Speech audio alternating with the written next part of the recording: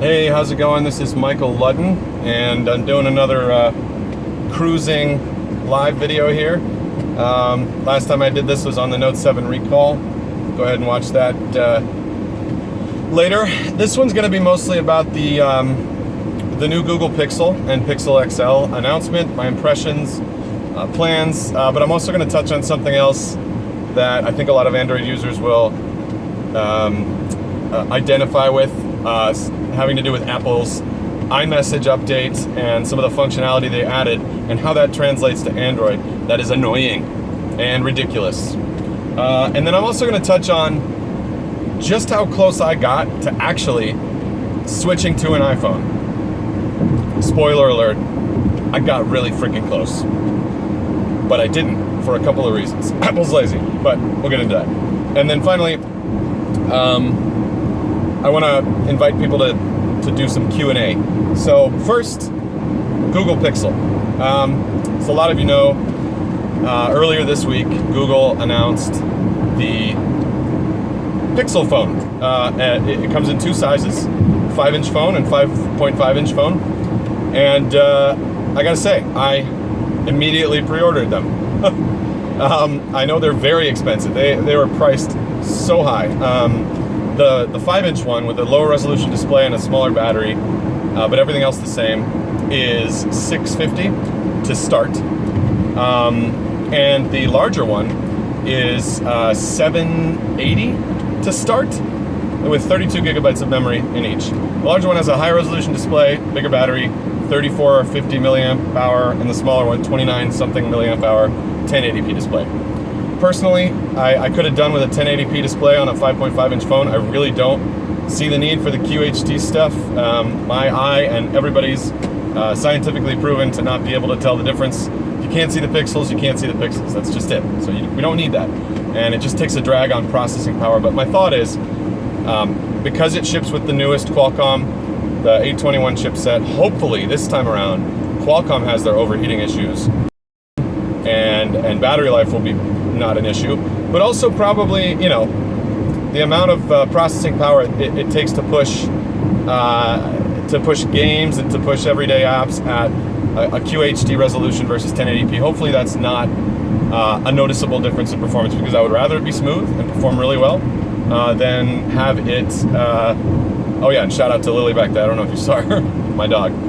She's 4 years old as of a month ago. Woo! Lily the Golden Retriever. If you want to be obnoxious, you can go ahead and follow her on Instagram. Lily Ludden, LILYLUDDEN. There you go, there's your plug of the day. Yeah, so I was overall very pleased by the event. I know a lot of people were pissed off about the price, but sort of in relation to what happened earlier, right? So I got my Note 7 from the first day. It was overheating and rebooting, and I was like, what the heck? And then, of course, the global Note recall came out. And I'm sorry for all the light there. There's really nothing I can do about it, though. Yeah. The global recall happened, and I was pissed, as you can see in the previous video. And so when that happened, I returned my Note 7, and I got to keep my little Gear Fit 2, which I promptly sold on eBay, and the other perks of pre-ordering. And then I thought, my goodness, I might switch to Apple. Well, it didn't happen, and I'll get into that later. Almost happened, but then, when Google announced the date for the Pixel announcement and all the leaks happened, I thought, maybe that could be my next phone, because I'm just tired. I have the Galaxy S7 Edge, and it's a great phone. It's the best phone there is right now that you can actually get, because I can't get the Note 7 on Verizon yet, apparently. Although apparently you can. I don't know. I just don't want to. Okay, and this has a bigger battery anyway, so I don't see the benefit. Yeah, I thought, I want something new. Let me listen up. So and my biggest impediment was really the camera, because this phone has an amazingly fast dual pixel, crazy focus camera, and add to that, you double tap the home button and it launches the camera, and it basically enables me to snap pictures like I want to when I travel, which is to get my phone out quickly out of my pocket, double tap the home key, focus in on something super quick, snap a shot, put it away, so that I don't look like too much of a weirdo, always spending a lot of time positioning my phone and doing all that stuff. So I love that. It makes my everyday point and shoot experience wonderful. And the Pixel phone, yeah, it got a higher rating on DxOMark. I don't put too much stock in that personally because the HTC 10 is 1 point lower, which that phone's camera, God bless you HTC, used to work there, know a lot of great people there. Phone's camera doesn't do it for me, and it's slow. It's better than previous phones of theirs, but it's nowhere near the Galaxy S7 Edge. Same thing with the iPhone. The new iPhone still focuses like 3 times slower, and it's worse in low light. So with this phone, you know, you don't have optical image stabilization, but Google's tapped into the gyroscope, and they showed off the steady stuff, and maybe we don't need that anymore. Maybe it can be enabled by software. And if anybody were to do that, I would trust Google to do that, to replace it with tech, and I think that's great. And the way they were shooting seemed super quick, and they have larger pixels than in the Galaxy S7 line and Note 7. U1.55 versus 1.4, so that means it lets in more light. So even though the aperture is higher, f2.0 on the Pixel to f1.7 on the front-facing shooter here, it may offset actually with it being better in low light here. So I'm optimistic about the camera. That was one check mark. Newer processor. I'm tired of the 820 and all the problems that it still has. The 810, the 820 all seem to have so many problems. And then, you know, I also, so it's a slightly faster processor, 4 gigabytes of RAM, 30 gigabytes onboard storage. I actually already pay for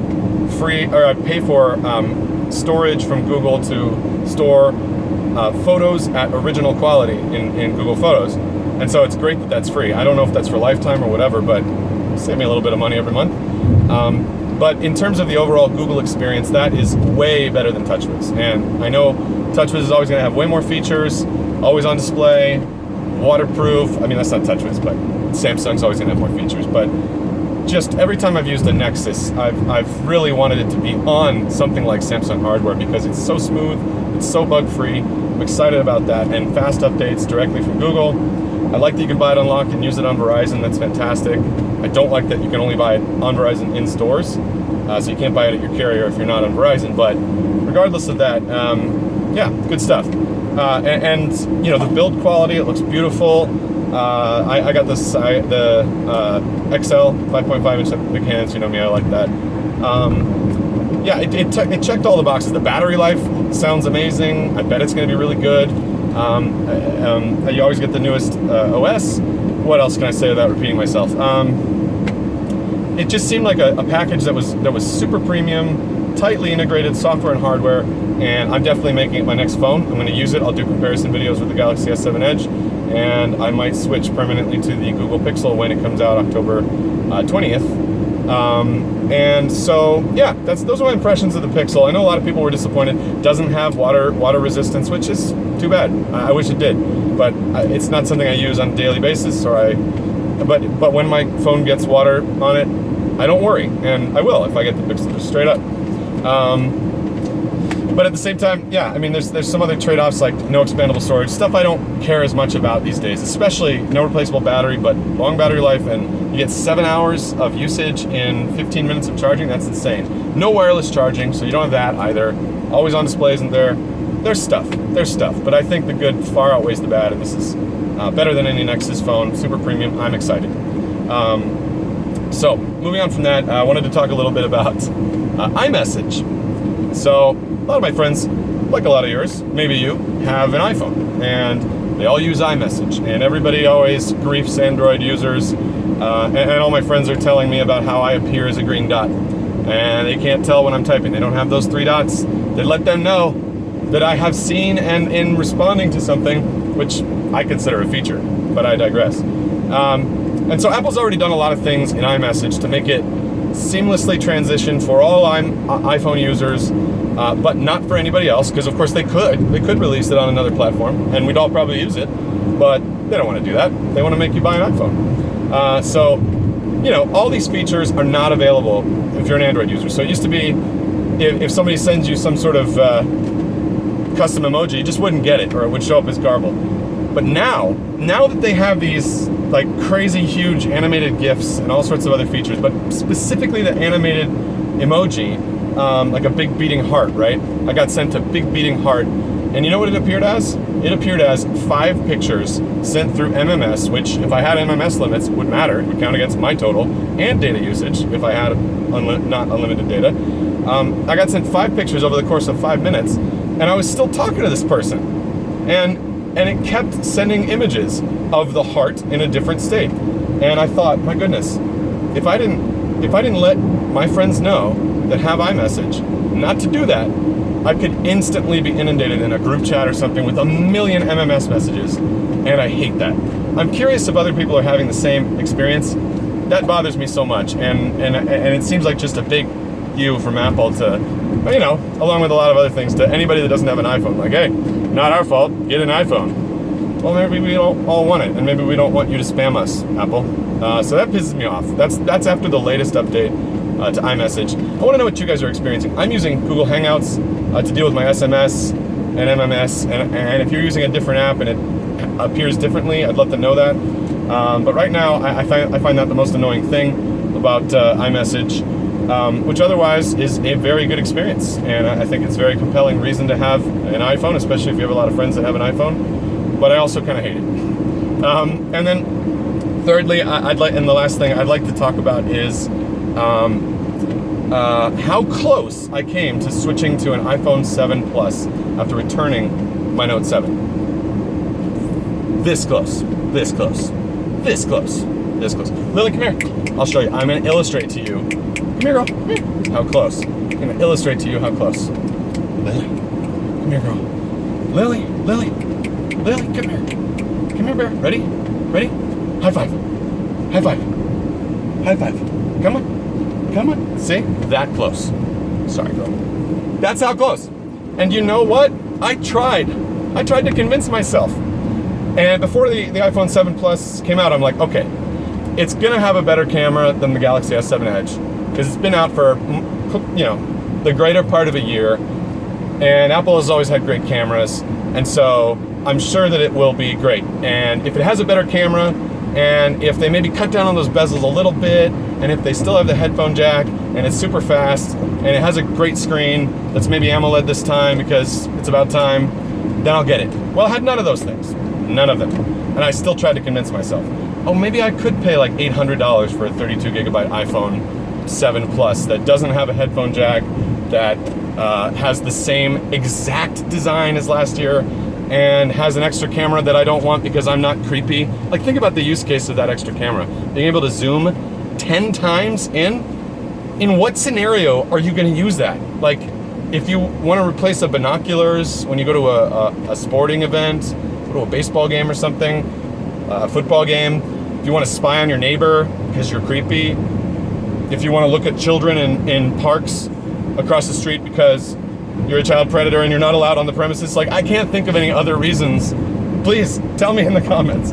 What are valid, non-creepy reasons that someone would use 10 times zoom, which, by the way, is not optically stabilized, so you wouldn't use it as a function of augmenting your existing camera package, because as soon as you start zooming in, now it's all shaky, and also it's worse in low light than the regular camera on the back. So if you start zooming in at that great picture that you're seeing at night, well, that becomes a grainy picture that's blurry because there's no image stabilization. So I really don't see the usage for the second camera being anything that anybody would use in a normal everyday situation. Somebody please correct me below, because I really don't see it. Maybe Apple's just getting super lazy, which is what it seems like. The performance is great.